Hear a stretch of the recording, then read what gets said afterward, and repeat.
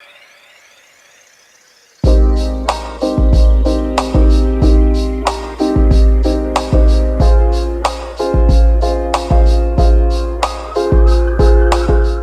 everybody, welcome back. Have you ever been really scared about something? Something that you'd never dealt with before and you had lots of unanswered questions about? Well, when I was born, it was quickly discovered that I had what was called a complex congenital heart defect. That's an umbrella term, so the short explanation is that my heart was backwards in my chest and it was missing some pieces. I spent a lot of time in the hospital and I had undergone 3 open heart surgeries in the first 2 years of my life. For a long time, it seemed like I was effectively fixed. I had some artificial parts, but my heart was ticking along fine, and I got on with a childhood that was normal enough. I mean, it's me. Well, when I was 7, I was experiencing some pretty strange symptoms, and I was eventually set up with a heart cath, which is basically just like a scouting mission into my heart to see what was going on. After the results came back, we were told that I was going to need a 4th open heart surgery. During the surgery prep, my surgeon sat down with me and he told me that I had about a 50% chance of surviving the procedure. Kind of scary, right? Now, I'm not sure how many of you guys have had a situation where a statistic was attached to your survival so bluntly, but I'm sure you can at least relate to not knowing what was coming next. Lots of unknowns are scary, like when you're starting a new school or a new job, or you're not sure how to resolve a major fight with a friend, or you're wondering what you'll do after graduation. Maybe you're taking a risk or trying something new, or you're just trying to make a big decision. Well, in the Bible, in the book of Psalms, David wrote a lot about trusting God in the middle of tough situations where he wasn't sure what to do. We talked about David a few weeks ago, but here's a quick refresher. David was a shepherd, and he's most well known for being brave enough to face down Goliath, an actual giant, and he trusted God enough to know that he could take him on. Well, after that story, he went on to work for the king of Israel, King Saul, as a military leader.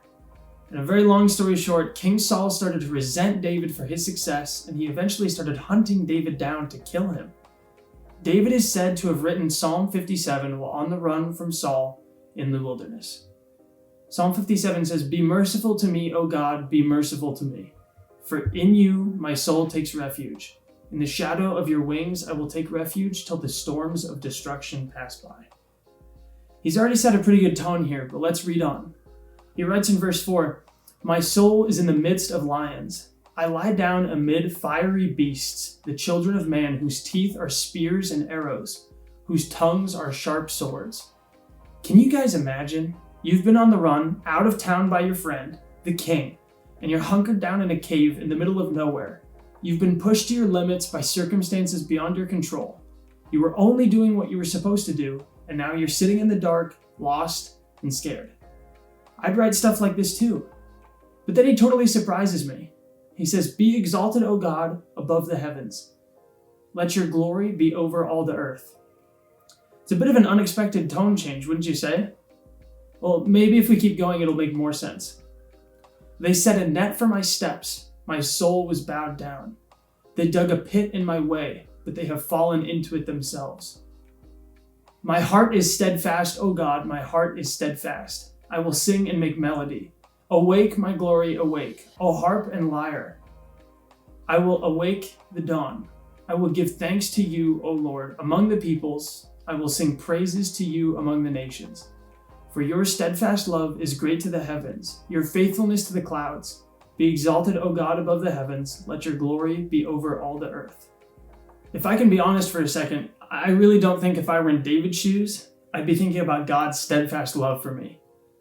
Luckily for everyone, David did. In the throes of fear, on the run from the law for something that wasn't his fault, David, hiding for his life in a hole, writes about God's love and faithfulness. If that's not convincing enough, here's another one. This is one of my favorite passages in the Bible, and I'm so excited to read through it with you guys. Let's read Psalm chapter 23. "The Lord is my shepherd, I shall not want. He makes me lie down in green pastures. He leads me beside still waters. He restores my soul. He leads me in the paths of righteousness for his name's sake. Though I walk through the valley of the shadow of death, I will fear no evil. For you are with me. Your rod and your staff, they comfort me. You prepare a table before me in the presence of my enemies. You anoint my head with oil. My cup overflows.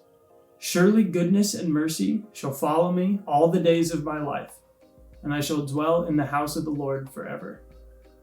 I love Psalm 23 so much. I mean, I love all the Bible, but man, nothing comforts me like this passage does. So when we look at Psalm 23 and Psalm 57, what do these passages reveal about who God is? Well, let's take 23 for example.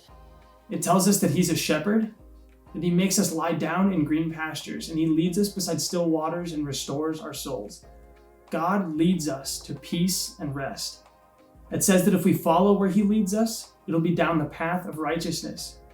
It talks about how even when we walk through the valley of the shadow of death, we don't have to fear evil because he's got us. He prepares tables for us in the presence of our enemies, and we shall dwell with him in his house for all of eternity. Surely I'm not the only one who hears how great that is. I can't even begin to fully express how reassuring it is to hear this from God. I definitely did not have Psalm 57 or Psalm 23 in mind when I had that fourth open heart surgery. Lucky for me, the fact is I don't have to know scripture for it to be true. These things are true of God as much now as they were to David when he wrote them. And by the way, in case you were worried, by the grace of God and the skill and dedication of the medical staff, I did in fact survive the surgery. I know, you're really holding your breath on that one. Based on what we see here and know to be true of God, I want to ask you, reflect on the uncertainty in your own life.